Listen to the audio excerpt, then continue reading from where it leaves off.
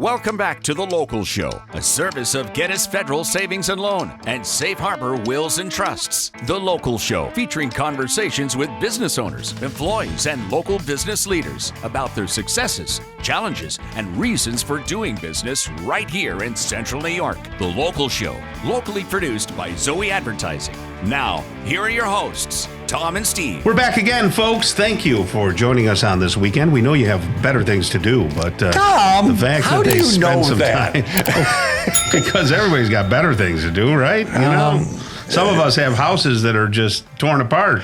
No, well, you. Oh, good God! How are you not like eating out to eat every? I mean, it's got to be a challenge because the kitchen's destroyed. Real tough, yeah. And, you know, of course, we're trying to eat well, right? So, you know, how many times can I fire up the griddle? You know, there's only so much I can make on that. And then that takes time, right? So then, you know, after the work day, which is arguably if I work here at all, but, you know, but at that, 5 o'clock hour when I, decide to start doing home improvement stuff, you know, I'm so tired. And then you got to cook. And then if you cook, now that's an hour and a half, 2 hours. No, it's exhausting. It's exhausting. So, and you stay up. You stay up late. Well, I used to. I'm asleep by 9:30, but I'm up at 5.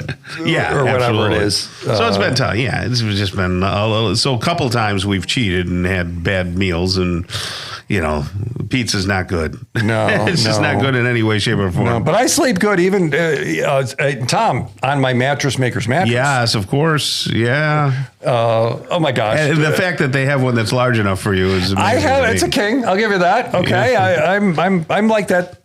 Two kings sewn together. No, it's like that thing on your car mirror that says objects are larger than they appear. That's me. You are.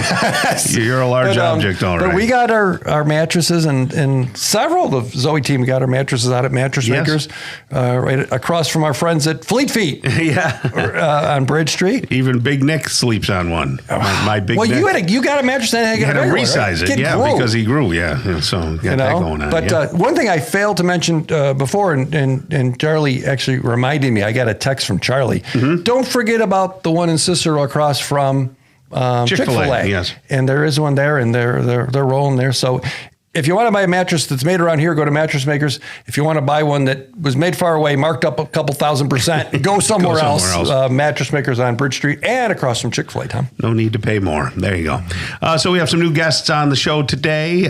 Joey's Wish. It's Ann and Jason. I didn't know how to say your last name. Is it Morrell or Morrell? Morrell. Morrell, okay.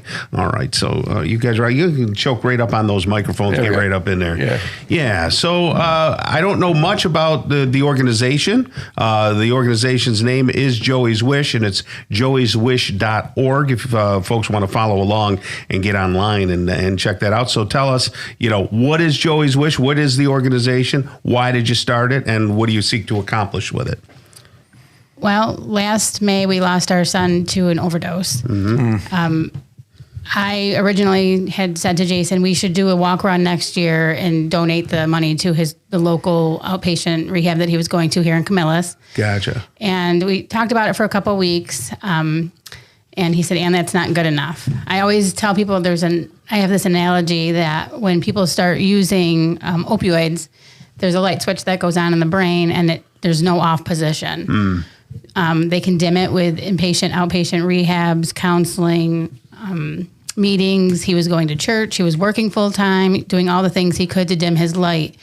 Jason said to me, Ann, that's not good enough. We need to turn this light off. Mm-hmm. So I work here at a local Syracuse hospital, and my boss said, you should go to the foundation and open a foundation and raise money to do something with this, to do some research. Yeah. So that's where it all kind of started rolling. So there is an account at Upstate that it's called Joey's Wish. The Upstate Foundation. The Upstate Foundation is Joey's Wish. And you work there? You're a nurse? Or? Yes. Oh, okay. Yep. That money has to stay at Upstate for research. We opened a non-for-profit called Joey's Wish, Inc., so we can raise funds as well, and it can be sent anywhere in the world with the most promising research outcome. I see. Great. Mm-hmm. And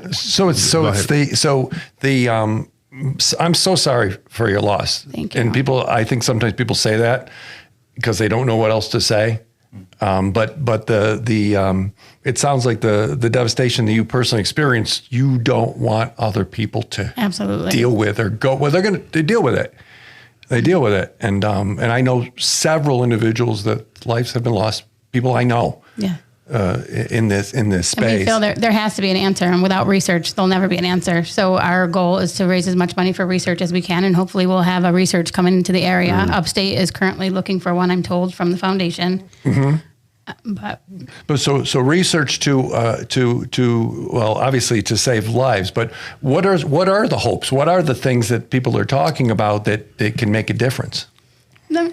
There's different studies going on. Obviously not as many as we'd like, but even down south, they found on MRI, they pinpointed part of the brain that's misfiring in addicts once they start using.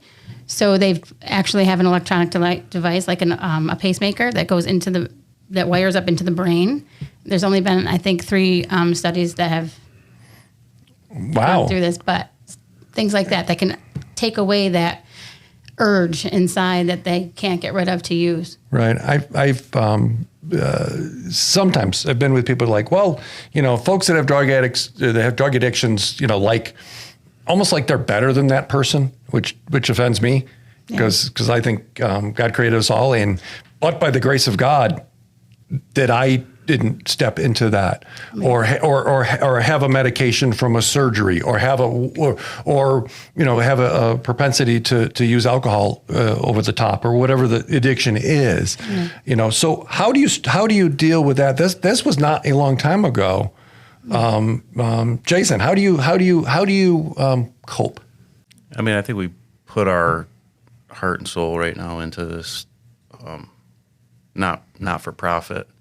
That's how we're dealing with it. That's how we cope. Right. Maybe the hope of, again, not having others have that same same struggle. Yeah, exactly. What do you do for a living, Jason? I work in a jail. Oh, so I had that mentality that you were explaining at first. Like, I'm better than you. You're an addict. You're a user. And then it hit home, and it changed my whole outlook on people. Yeah. So. It's real. Several years ago, I was working in ministry, actually, and I had 2 separate individuals that were struggling with addictions, and I knew them personally, and within 24 hours, they were both gone. And these aren't people that were just saying, screw that. They were trying. Yeah. They were taking some of the steps. They were doing some of these things, but there's a chemical addiction. There's all kinds of things there that are just awful, right? And they grab on. So the joeyswish.org, can folks get information there on how to support or how to give or upcoming events and things like that? Yeah. Yes. Yep. It's obviously joeyswish.org is our website. We have a couple events coming up on July 8th. We're having a walk around here on Onondaga Lake. Okay. Actually, tomorrow is the last day to get your free T-shirt. Okay. Each participant will get a addiction awareness pin and 2 tickets to the Double Days Auburn game on July 11th. Okay. We also, on August 19th and 20th, that whole weekend, anytime from 10 a.m. to midnight at the Fairmount Glen mini golf, we're having a fundraiser there those 2 days as well. Great. See, so that's where people can get involved and get behind it. Yep. Well, thank you very much. This is a real, genuine thing. And I think it takes a lot of courage to step out of the place of pain you're in to reach out to others. So thank you for doing that. Thank you. Yeah. joeyswish.org. You two have a great rest of the day, okay? You too. Thank you. All right. Kicking off hour number 2 of the local show, we'll have a conversation with Neil Carr, Vice President of Prime Heating and Air. Joe Kahn is the owner of Ichiban Japanese Steakhouse, and Rick Hardman, the owner of North Syracuse Lawn and Snow. And then, of course, Paul Zobel will wrap us up. He's the owner of Medicare Paul. Stick around. Hour number 2 of the local show starts really soon.